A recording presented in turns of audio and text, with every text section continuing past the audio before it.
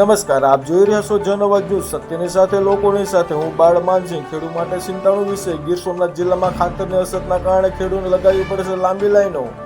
શું કામ બાપા? અહીંયા ક્યાં આવ્યા છો? ખાતર લઈ શું ખાતર જોઈએ? યુરિયા કેટલા બાચકા છે? 5 કેટલા વાગ્યાના આવ્યા? સવારના સવારે કેટલા? મારા હાથે ખબર. કેટલા દિવસથી આવો બાપા?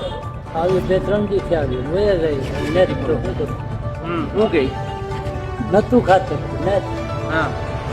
સવારે આવો તો વારો ન આવી જાય? અગર આવ્યું તો લેન્ડ કરે એમ મોટી લાઈન હતી. હા કેટલા બાચકા ભાગમાં આપે? કેટલા કેટલા? 5 આપેલા એક જણાને 5 આપે.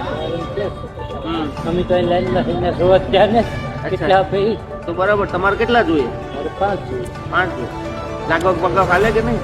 લાગુ તો આ શું ખાતું સાંભળતા ને કોઈનું સાંભળે કેટલા લાગુ ખેડૂત હોય છે. તમારે શું વાવું? ઘઉં હવે વાઈ દીધા? હવે રોજ ખાતર નાખવું જોઈએ ને ઘઉં વાયા તો યુરિયા સિવાય બીજું ના ચાલે એમ? બીજું તો નખાઈ ગયું પેલું 60 વાટાણે